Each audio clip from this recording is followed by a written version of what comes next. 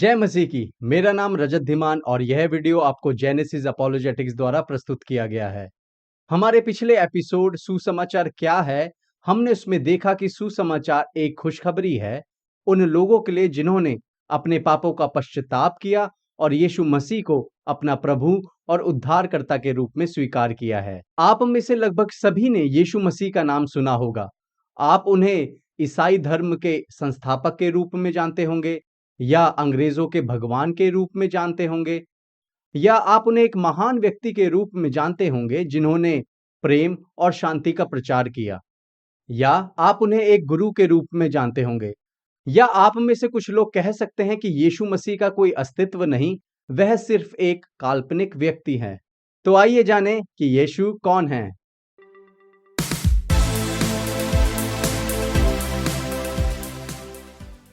इब्रानी और अरमी भाषा में यीशु का नाम येशुआ है। यह शब्द या जो यहोवा शब्द से आता है, जो इज़राइल के परमेश्वर का नाम है, और यशा जिसका अर्थ है उद्धार करने वाला या छुड़ाने वाला।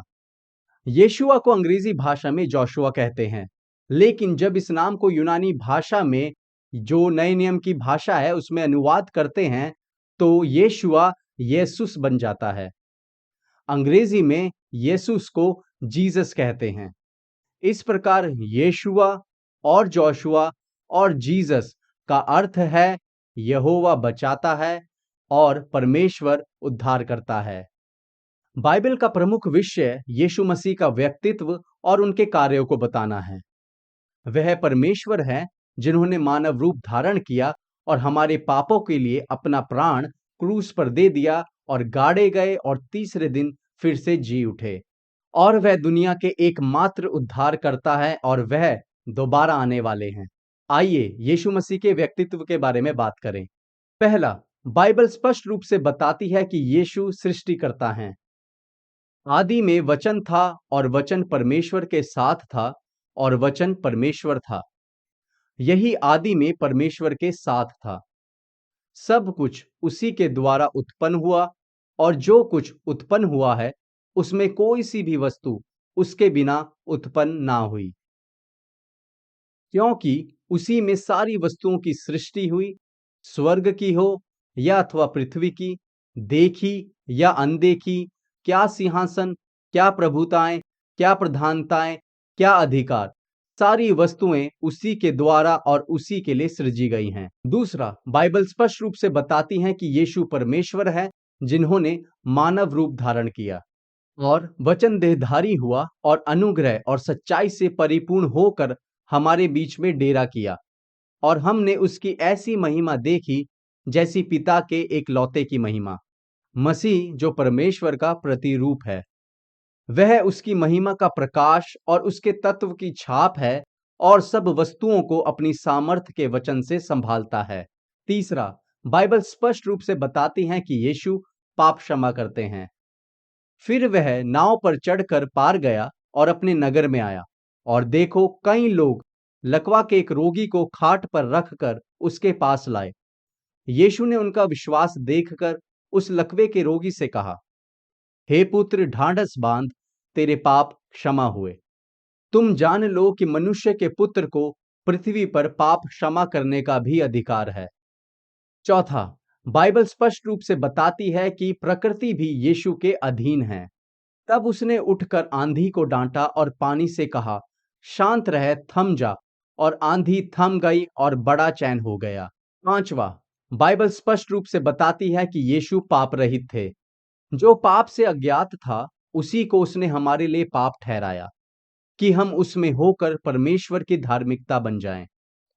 और तुम जानते हो कि वह इसलिए प्रकट हुआ कि पापों को हर ले जाए, और उसके स्वभाव में पाप नहीं। ना तो उसने पाप किया और ना उसके मुंह से छल की कोई बात निकली। यीशु ने कहा, मैं जीवन की रोटी हूं, मैं जगत की ज्योति हूं, मैं द्वार हूं, मैं अच्छा चरवाहा हूं, पुनरुत्थान और जीवन मैं ही हूं, सत्य, मार्ग और जीवन मैं ही हूं, मैं सच्ची दाखलता हूं। यह है यीशु का व्यक्तित्व। अब आइए उनके कार्य को देखें। उनके कार्य को 3 कालों में बांटा जा सकता है। पहला है भूतकाल के कार्य, यीशु सृष्टिकर्ता के रूप में।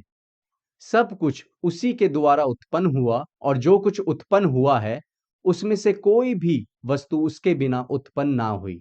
यीशु पापों से छुड़ाते हैं। हमको उसमें उसके लहू के द्वारा छुटकारा अर्थात अपराधों की क्षमा उसके उस अनुग्रह के धन के अनुसार मिला है। यीशु के वर्तमान कार्य। यदि हम अपने पापों का पश्चाताप करते हैं तो यीशु हम में वास करते हैं। मैं मसीह के साथ क्रूस पर चढ़ाया गया और अब मैं जीवित ना रहा, पर मसीह मुझ में जीवित है। और मैं शरीर में अब जो जीवित हूं तो केवल उस विश्वास से जीवित हूं जो परमेश्वर के पुत्र पर है, जिसने मुझसे प्रेम किया और मेरे लिए अपने आप को दे दिया।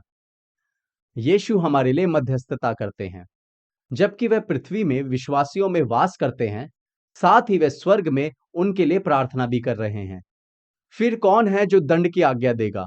मसीह वह है जो मर गया वरन मुर्दों में से भी जी उठा और परमेश्वर की दाहिनी ओर है और हमारे लिए निवेदन भी करता है। यीशु के भविष्य के कार्य। यीशु वापस आएंगे और यदि मैं जाकर तुम्हारे लिए जगह तैयार करूं तो फिर आकर तुम्हें अपने यहां ले जाऊंगा कि जहां मैं रहूं वहां तुम भी रहो। यीशु राज करेंगे। जब सातवें दूत ने तुरही फूकी तो स्वर्ग में इस विषय के बड़े बड़े शब्द होने लगे, जगत का राज्य हमारे प्रभु का और उसके मसीह का हो गया और वह युगानुयुग राज्य करेगा। तो ये है यीशु मसीह आपके और मेरे लिए। यदि आप प्रभु यीशु को अपना उद्धारकर्ता के रूप में ग्रहण करना चाहते हैं तो इस प्रार्थना को करें। मिलते हैं अगले एपिसोड में। तब तक जेनेसिस अपोलोजेटिक्स हिंदी को लाइक, शेयर और सब्सक्राइब करें।